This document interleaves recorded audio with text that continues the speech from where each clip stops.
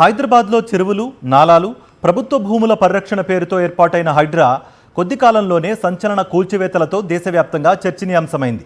పెద్ద పెద్ద సెలబ్రిటీల భవనాల నుంచి సామాన్యుల ఇళ్ల వరకు బుల్డోజర్లు దూసుకువెళ్లాయి.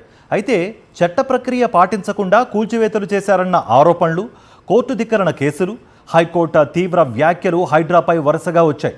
ఈ పరిణామాల మధ్య హైడ్రా కమిషనర్ ఏవి రంగనాథ్ను పదవి నుంచి తొలగించాలని హైకోర్టు ఆదేశించింది. హైదరాబాద్ నగరంలో చెరువులు, నాలాలు, ప్రభుత్వ భూముల్ని ఆక్రమణల నుంచి రక్షించాలనే లక్ష్యంతో ప్రభుత్వం హైడ్రాను ఏర్పాటు చేసింది. మొదట్లో చెరువుల ఎఫ్టీఎల్, బఫర్ జోన్లలోని అక్రమ నిర్మాణాల తొలగింపుతో ప్రజల నుంచి మద్దతు కూడా లభించింది. కానీ క్రమంగా కూల్చివేతల తీరు వివాదాలకు కేంద్ర బిందువైంది. చట్టపరమైన నోటీసులు లేకుండా యజమానులకు తమ వాదన వినిపించే అవకాశం ఇవ్వకుండా చర్యలు తీసుకుంటున్నారన్న ఆరోపణలు వెల్లువెత్తాయి.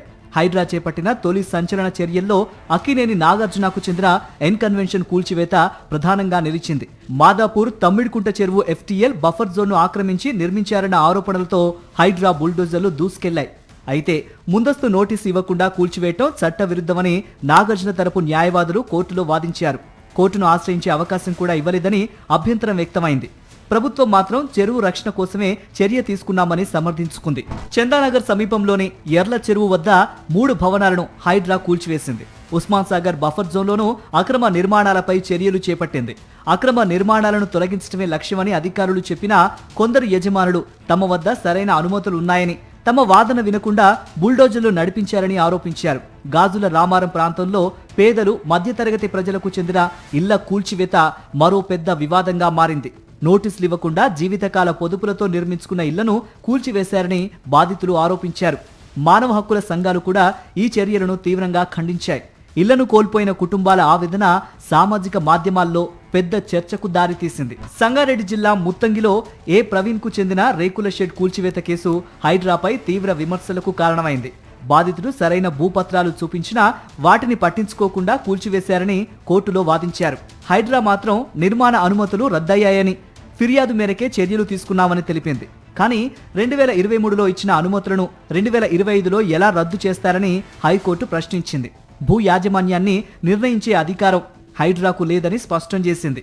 లోతుకుంటలోని 40 ఎకరాల భూ వివాదం మరింత సంచలనమైంది.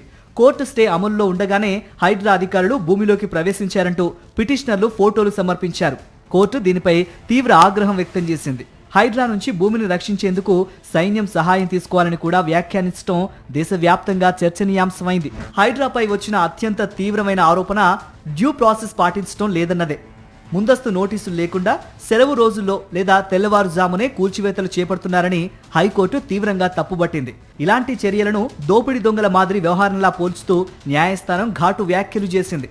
చట్టపరమైన విధానాన్ని పాటించకుండా ప్రజల ఆస్తులను కూల్చివేయటం రాజ్యాంగ విరుద్ధమని అభిప్రాయపడింది. హైడ్రా కమిషనర్ ఏవి రంగనాథ్పై కోర్టు ధిక్కరణ కేసులు పెరగటం కూడా పెద్ద వివాదంగా మారింది. ముందస్తు నోటీసులు ఇవ్వకపోవటం, కోర్టు స్టే ఉత్తర్వులను పట్టించుకోకపోవటం, ప్రైవేటు భూముల్లో జోక్యం చేసుకోవటం వంటి అంశాలపై సుమారు 63 ధిక్కరణ కేసులు నమోదయ్యాయి.